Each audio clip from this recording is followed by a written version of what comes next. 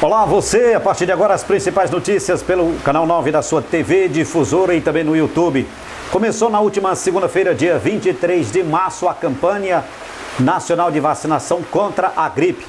Vamos fazer uma conexão direta com a Unidade Básica de Saúde do Posto Açudinho 2. E nesta primeira etapa da campanha, o público-alvo são as crianças de 6 meses, menores de 6 anos, idosos acima dos 60 anos e todos os profissionais de saúde. A gente conversa sobre este assunto com a coordenadora de imunização aqui do município, Anaice dos Anjos. Diante dessa quarentena que estamos vivenciando, como é que está sendo realizado ou vai ser realizada essa campanha aqui no município? Bom dia, Messias. Nessa campanha de vacinação, nós vamos trabalhar uma logística diferente das outras campanhas. Essa é a nossa 22ª campanha de vacinação contra a influenza e também a vacinação contra o sarampo. Na faixa etária de 20 a 49 anos, a vacinação contra o sarampo. E devido à possibilidade de disseminação do coronavírus, nós adotamos uma estratégia diferente. As equipes de atenção primária, elas vão estar indo até as ruas e os bairros fazendo essa vacinação, de forma a evitar aglomerações nas unidades. E no turno da tarde, as vacinações vão continuar sendo feitas nas unidades, sendo que com públicos menores, sem aglomerações. Nós temos aqui imagens, acompanhamos agora há pouco o trabalho da equipe aqui na rua, bem próximo ao posto de saúde.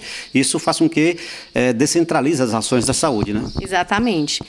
A partir do momento que a vacina ela vai até o público, isso evita que o público venha até o UBS e façam aglomerações. E segue todas essas metas que o próprio município estabeleceu através do decreto, né? Exatamente. Naice, em relação ao número de vacinas para essa primeira etapa, é o suficiente para a demanda? Nós recebemos 2.500 doses, né? Nós acreditamos que logo mais estaremos recebendo uma quantidade maior e, com certeza, nós vacinaremos a população-alvo definida. No município existem quantas unidades básicas de saúde? São 10 unidades básicas de saúde, mas nós temos 11 pontos de vacinação, incluindo o hospital, e uma equipe volante que está, nesse momento, trabalhando na zona rural, vacinando de casa a casa. Em relação à unidade básica de saúde do Santiago, nós tivemos um pequeno acidente, aí o pé de piqui caiu sobre a unidade e as pessoas estão se perguntando como é que vai ser feita a campanha no bairro Santiago. No bairro Santiago, a vacinação ela vai ser feita como nas outras unidades, né? Vai ser feita por ruas. Né? A equipe, nesse exato momento, ela está nas ruas do Santiago vacinando. Né? Aos poucos, nós vamos conseguir vacinar toda a comunidade do Santiago, assim como todas as demais comunidades do município. E essa primeira etapa, a campanha vai se estender até quando, ao término de toda a campanha? Até o dia 16 de abril, nós vamos ter a primeira etapa e, a partir daí, nós vamos para a segunda etapa. E quais são as recomendações a partir de agora para as pessoas? Bom, a gente pede que se você estiver gripado, você evite estar indo até a unidade, né? Aguarde um pouquinho até o final da campanha, que vai o tempo de você se recuperar. Procure ir sozinho. Se chegar na unidade, tiver bastante gente, aguarde um pouquinho lá fora.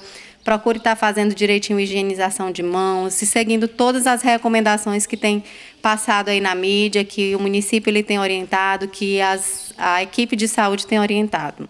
E também um detalhe importante, não esquecer a cadernetinha, né? Exatamente, não esqueça a caderneta de vacinação, isso é importantíssimo. O seu cartão de vacina hoje é um documento. Você vai acompanhar agora uma entrevista com a psicóloga e diretora do CAPS, Angélica Souza. E nós estamos aqui no consultório da doutora Angélica Souza, que é psicóloga e também coordenadora do Centro de Atenção Psicossocial aqui de São João dos Passos. Doutora, diante da quarentena que estamos vivenciando, qual foi a logística que a senhora adotou para o funcionamento do CAPS? Primeiramente, agradecer a sua participação aqui na TV Difusora. Então, eu também agradeço, a oportunidade de poder estar falando para a população sobre esse funcionamento. Então, em conversa com a secretária de saúde, a Sanimara, nós tivemos que ir com a equipe, tivemos uma reunião com a equipe do CAPS, e o propósito dessa reunião era, acima de tudo, ouvir todas as pessoas que participam desse processo, que estão dia a dia junto com os nossos usuários, e compreendermos junto o que deveríamos fazer. E, por resolução desses encontros, nós decidimos manter alguns atendimentos e com uma restrição, né, diante dos funcionários, assim, do quadro de funcionários. Então, nós temos hoje, nesse momento, 3 pessoas no CAPS durante todos os dias, essa semana até quinta-feira, tá? Onde vai ter sempre um profissional que vai estar lá disponível, né, de plantão, para estar atendendo os usuários que já são do CAPS, as pessoas que já usam desse serviço, e também as pessoas que ainda não precisaram desse serviço, mas que por esse momento, né, diante dessa crise, diante de qualquer ansiedade que possa surgir, eles vão ser acolhidos, eles vão passar por um processo de escuta e orientação. Então, nós temos a cada dia um profissional, nós temos a cada dia uma recepcionista e um vigia que vai estar lá para dar assistência às pessoas. Houve essa mudança, na verdade, de comportamento, né? Tendo em vista as ações de prevenção contra o coronavírus, né, doutora? Sim, e aí nós tivemos essa discussão na perspectiva de termos muito cuidado, né? Não só não querendo ir de encontro, né, a todas as determinações, mas também pensando nas pessoas que, diante desse momento, diante desse processo de crise, como elas estão lidando com a perspectiva da ansiedade, que também é muito significativo. Nós sabemos que, se, de uma forma geral, o transtorno de ansiedade é uma comorbidade que ela tem a possibilidade de baixar a imunidade. Então, tudo que nós queremos nesse momento é um resgate da imunidade, nós queremos esse bem-estar, nós queremos essa tranquilidade. Então, nós, pensando nessa perspectiva, a gente tem dado esse apoio, né, os profissionais da saúde mental, para as pessoas que necessitam nesse momento. A gente observa nas redes sociais as pessoas mandando mensagens, parabenizando todos os profissionais que estão na linha de frente de combate ao coronavírus, em especial a esses profissionais que trabalham com a saúde mental, é essencial nesse momento, né, doutora? Sim, exatamente. Assim, são pessoas que eu me sinto muito honrosa, né, de tê-los na equipe. Eles aceitaram prontamente, inclusive a sugestão deles, a princípio, não foi de que nós fechássemos o serviço, mas que nós disponibilizássemos da melhor forma possível.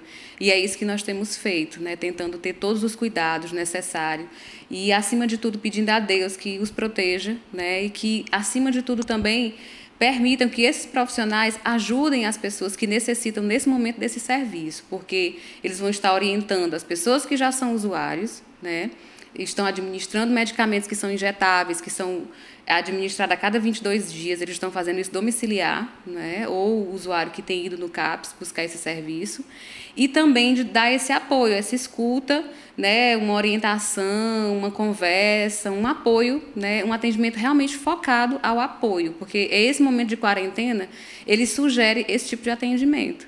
Você acha que, diante desse quadro, desse vírus aí que está praticamente parando o planeta, existe algo positivo, eu digo no sentido de que as pessoas hoje estão um pouco mais próximas umas das outras, estão mais solidárias, estão demonstrando mais amor, mais afeto. Você acha que esse poderia ser o lado positivo? Então, né, a crise, ela tem um significado, né, dentro de um símbolo chinês, e a crise, ela representa exatamente o perigo de um lado e do outro lado a oportunidade.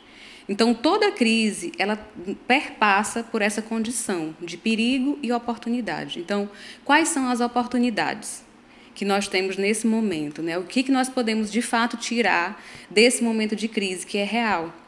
Porque me vem também uma outra coisa nesse momento, de que a dor é inevitável, mas o sofrimento é uma escolha. Então, assim, como eu escolho viver esse momento de crise? Porque eu querendo ou não, eu estando desesperada, eu criando pânico, eu me apavorando, eu me desesperando ou não, o corona existe. Ele não vai deixar de existir por conta dos meus sentimentos. Mas a minha forma, né, que eu escolho viver nesse momento vai trazer condições de manter, né, manter a mim e não a condição que está acontecendo no momento. Então, nós precisamos, sim, tirar quais são as oportunidades que nós temos diante disso. A gente costuma ouvir, Messias, muito frequentemente das pessoas, nas redes sociais, postagens muito lindas, né, onde os pais postam a foto dos filhos, dizendo que os filhos são a razão de viver, que a família é tudo, que é o motivo, que são os maiores valores. Então, assim, nesse momento, nós estamos convidados a estarmos dentro de casa com essas pessoas que são as mais importantes da nossa vida. Aquele tempo que a gente disse, não tem tempo para isso, agora tem, né? Temos esse tempo, né, de estarmos juntos, de estarmos em família. E uma reflexão que me veio também hoje foi, se eu tivesse certeza que eu só teria esses 15 dias de vida, como é que eu escolho viver esses 15 dias? É me desesperando? É blasfemando? É me distanciando? Ou seria me aproximando de Deus, me aproximando da minha família, me aproximando das pessoas que eu valorizo e que eu entendo que são importantes para a minha vida? Então, eu também gostaria de falar para as pessoas, principalmente as que têm transtorno de ansiedade e as que estão desenvolvendo por conta desse momento, porque uma coisa é certa, a quantidade de pessoas que vão desenvolver transtorno de ansiedade após todo esse trauma vai ser bem significativo. Por quê? Porque é um trauma, então toda vez que se existe uma condição de um forte impacto emocional, existe essa possibilidade de se desenvolver um trauma. Então, algumas pessoas vão sair traumatizadas, outras vão sair transformadas, muitos não vão sobreviver. E essa quantidade, a gente não tem noção disso. Mas o que a gente precisa pensar? É o que eu entendo, tá? Como ser humano. Eu preciso pensar que eu vou estar entre esses que vão sobreviver. Eu preciso ter o cuidado devido para isso, eu preciso prezar pela minha vida, pela vida dos meus filhos, pela vida dos meus familiares, estando dentro de casa, cumprindo o que as pessoas entendem que é necessário, né? E buscando a minha relação com Deus, buscando a minha conectividade com Deus, buscando condições e situações para que eu me mantenha tranquila diante dessa situação toda. É um momento de reflexão. É um momento de reflexão. Será que todo mundo não está preocupado? Lógico que está. Muitas vezes a gente brinca, a gente sorri com a situação, a gente cria estratégias, porque nós temos essa capacidade, por sermos humanos, né, de resiliência. Mas é importante também que a gente busque alternativa que nos conduza a esse caminho de tranquilidade e de paz. Porque, assim, estar desesperado, criar pânico... Tem pessoas que elas postam qualquer coisa na rede social, tudo que ela recebe, ela não coloca um filtro.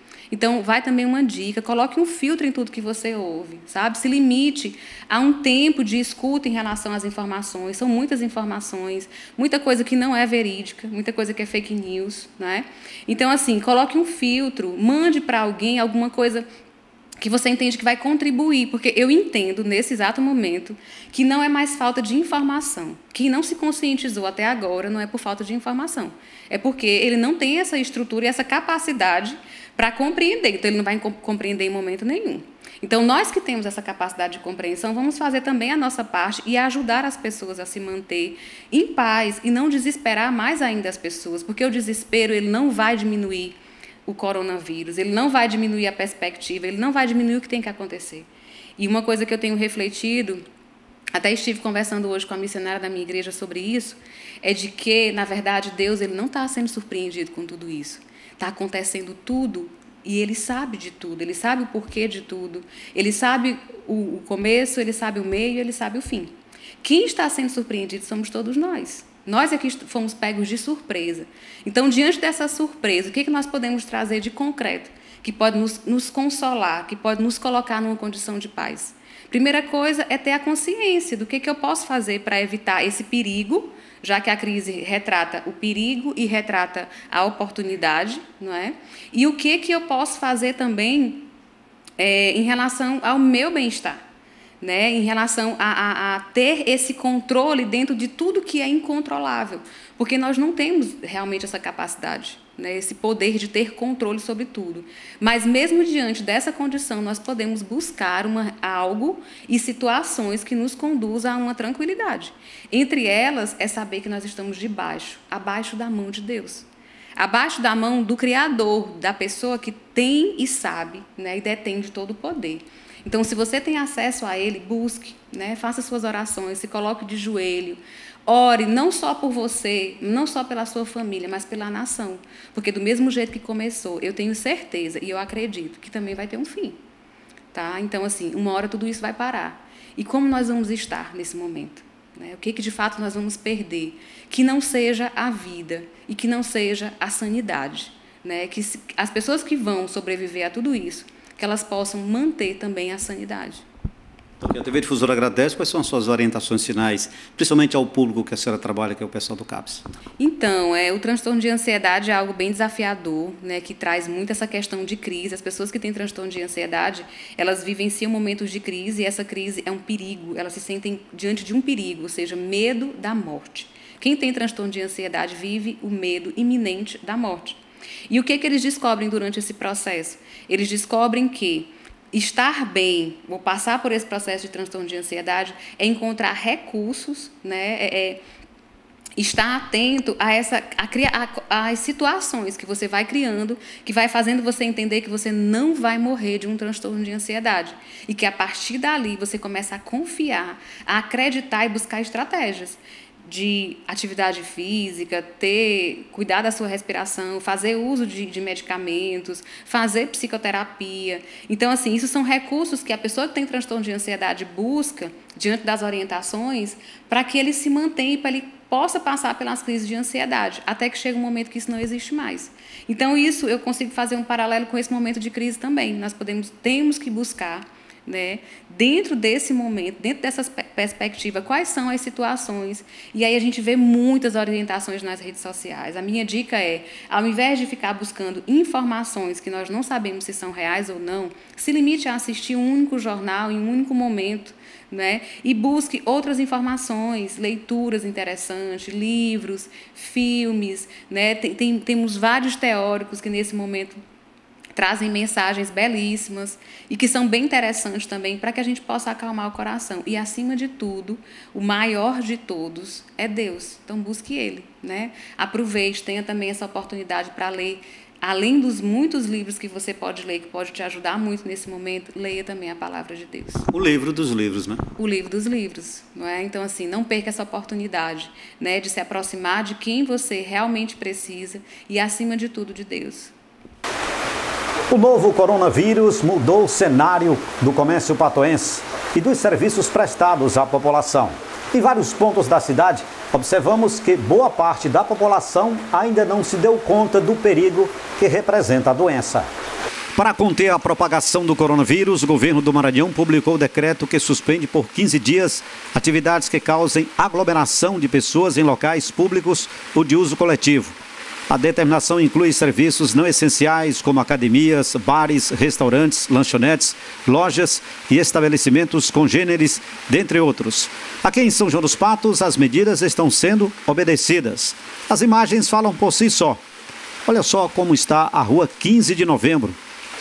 O trabalho de fiscalização está sendo feito pelas polícias civil e militar. Bom, atualmente parte do trabalho da polícia está sendo voltado no sentido de fazer cumprir tal decreto, né? Decreto estadual e decreto federal, até, no sentido de diminuir aglomerações em todos os lugares. Atualmente, o que tem se mantido aberto são estabelecimentos como farmácias,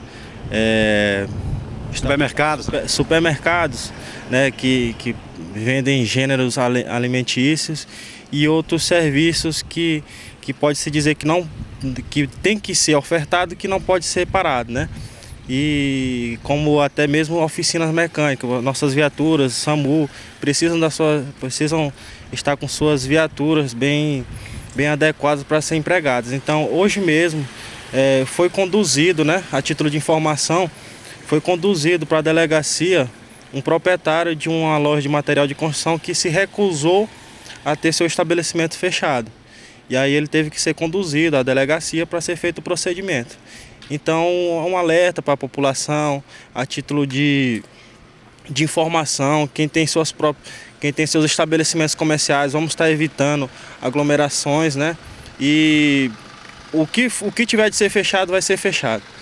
E pedindo para a população também se manter isolada, que assim, é a principal forma de combater essa doença, né? A principal forma o primeiro combate é evitar aglomerações. Quanto ao isolamento social, muitas pessoas não estão obedecendo essa medida importante de prevenção. Essa técnica de enfermagem, além de se proteger do vírus, faz um alerta à população patoense. Isso, tem que se prevenir usar a sua máscara, usando álcool gel e o importante é você lavar suas mãos bastante. E outra, não sair de casa. Eu saí hoje porque eu tenho que pagar água e luz, que já até venceu. É importante você sair só no caso de necessidade. Só em necessidade. Evite sair de casa, principalmente os idosos. A suspensão do decreto não inclui locais que distribuem ou comercializam gêneros alimentícios, serviços relativos ao tratamento e abastecimento de água, farmácias, dentre outros. Mas por causa da quarentena, houve uma diminuição pela procura desses produtos. Rapaz, o movimento está bastante fraco, porque até o povo está andando pouco na rua. Essa rua aqui que era muito movimentada, o dia de hoje, por causa dos bancos também não funcionarem, não está quase passando gente. O pessoal parece estar aprendendo a ficar em casa, como o pessoal que conhece o problema está orientando, né? E o Jornal do Município termina aqui. Obrigado pelo carinho da sua audiência. Um abraço.